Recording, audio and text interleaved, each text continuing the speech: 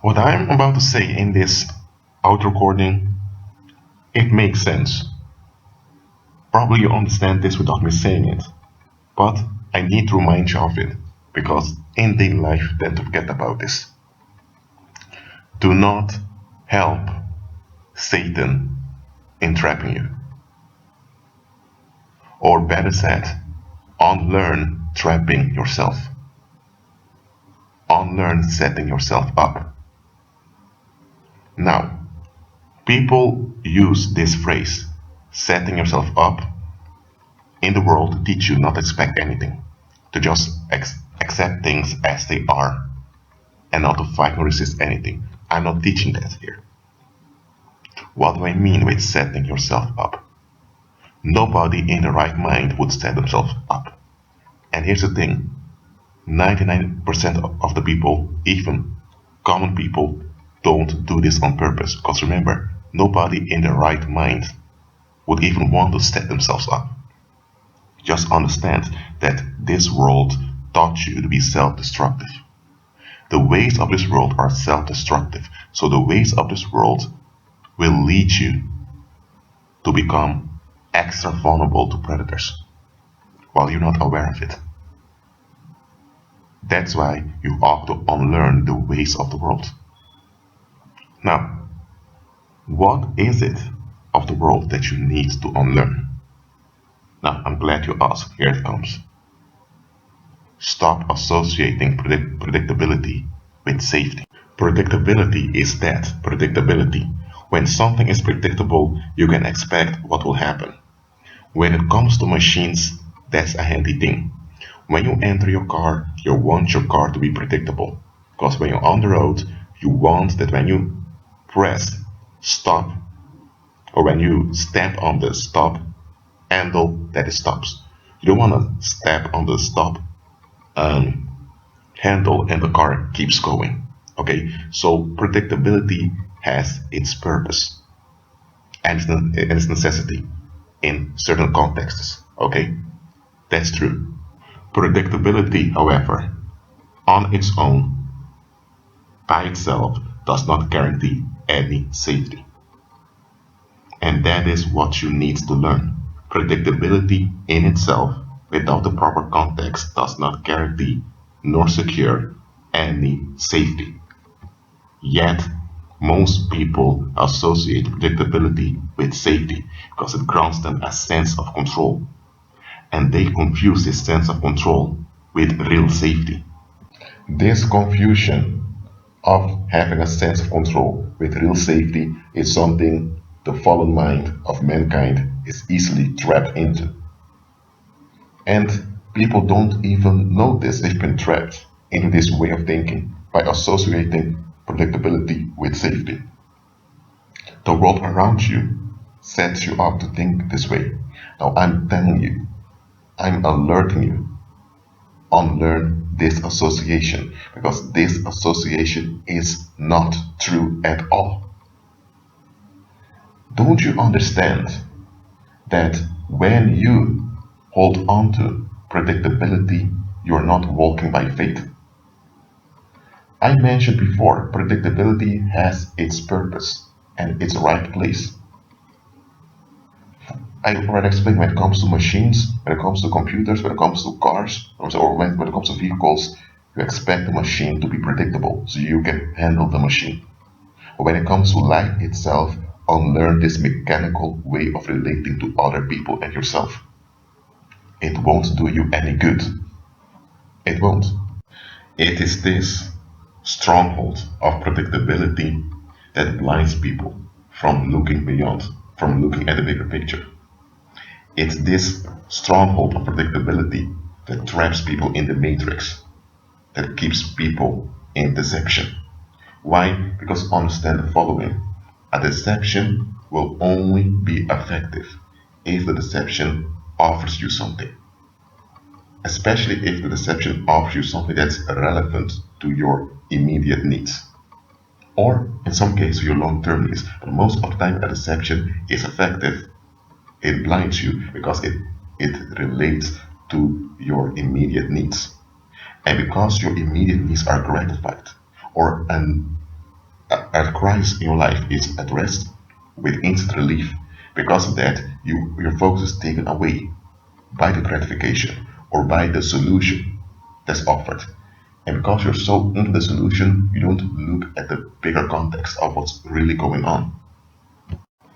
In short, this stronghold of predictability causes you to lose sight of what's really going on by keeping your focus on what happens instantly around you. Now, there's nothing wrong with noticing what's happening instantly around you, as long as you can put it in the wider perspective. And here's another thing I want you to understand. Violence, which causes trauma, traps you in predictability. Why? Because violence can only operate in a pattern or in a cycle. And all the coping mechanisms that you will develop to cope with violence will be mechanical. So in a pattern or a cycle. So in dealing with violence in a criseless way, you'll get trapped in a pattern and a cycle. So you become predictable. But you think that you are free. You think you are ahead, but you're not. Look, when it comes to walking by faith, you need to embrace what some philosophers call radical uncertainty.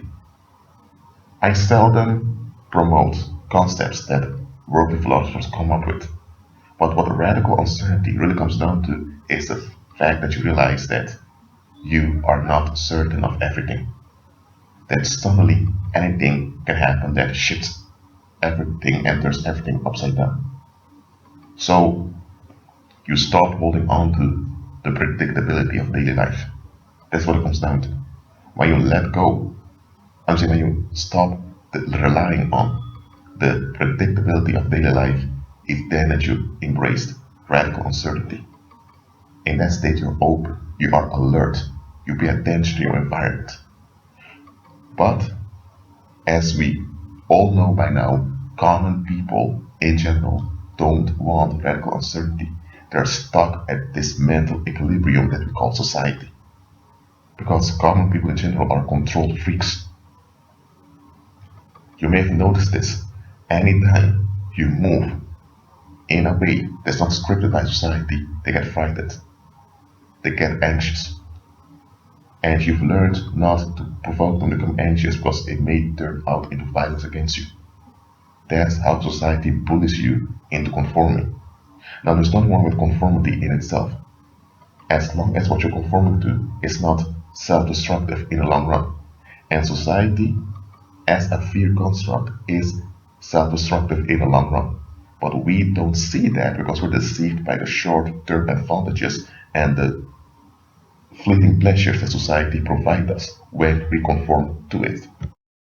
Being stuck in a mechanical routine or being stuck in repetition, being stuck in predictability, having a predictable routine for your daily life, it's comfortable, it's easy. You just need to surrender to the machine and things just flow for you. And indeed, it feels secure and, well, things just roll. But it's not safe. Let me repeat that. It's not safe. You think it's safe, it's not. And just think about this for a moment. When a predator comes to snatch you away, what's the first thing the predator is going to do? The predator isn't coming out with its claws or with its guns or with its knives and attacks you. No. The predator notices you and studies you. The predator waits a week or two, maybe a month or two, to evaluate your routine and to map out how you move.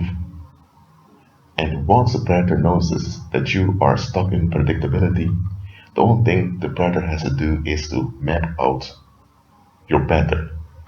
So if the predator knows that every weekend that you're out of work, you go home, and after going home, you go to your boyfriend or girlfriend, or you go to some friends, then the only thing the predator has to do is to await you on the train station or await you on the place where you will where you will end up before meeting that individual.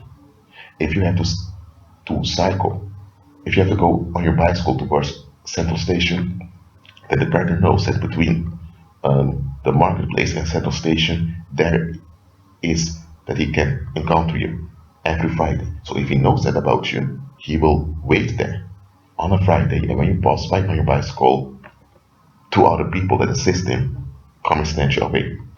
You were in a routine, things were predictable, things were so-called going your way, you were being left alone with your own will. You had your so-called private life, which is a hoax. Nobody has that. And people left you alone with your will, but your will was not right. Your will endangered you. What you wanted was against your long-term well-being. But you got what you wanted, and what you wanted enabled a predator to snatch you away. That's why I always tell you to examine your will. Because many people, even those that claim to follow Christ, because I talk about those that follow Christ now, many of them still have unexamined expectations that haven't looked into. If your will is out of line with Christ, that means that your will is self-destructive. That means your will enable Satan to snatch you away. And do you want that? Do you want to finance your own destruction? If you want to finance your own destruction, just keep willing whatever you will. Keep holding on to the so-called private sphere. Your right to choose whatever you want to choose. Keep holding this free will myth and see where you will end up. But if you want to walk in life and abundance, agree with Christ, in whom there's only life and abundance, and then you operate in life and abundance. Your will must be in line with God's will. Only then you are safe. There's only real safety, real long-term safety in the will of God. So only when you agree with Christ, because that is God's will for you to agree with Christ. That's the will of Heavenly Father for you to agree with Christ. It's only when you agree with Christ that you will walk and operate in real safety. Not in predictability. Christ never promised you predictability. Christ himself did not move in a predictable manner. Yes, he had his style. He had his signature. So when he did something, you could recognize it was him. There's nothing wrong with having a style or with having a certain way of doing things, as long as your walk of life is not predictable. Because when your walk of life is predictable, you make it very easy for any predator to harm you. And when you make it easy for a predator to harm you, they will take the opportunity. They will be glad with your generosity, and they will use this generosity to devour you. So I'm not going to say let go. I'm just trying to unlearn. Unlearn the stronghold of predictability. You unlearn it by agreeing with Christ and by embracing what the world calls, I would say what worldly philosophers call radical uncertainty, or just use biblical terms, faith.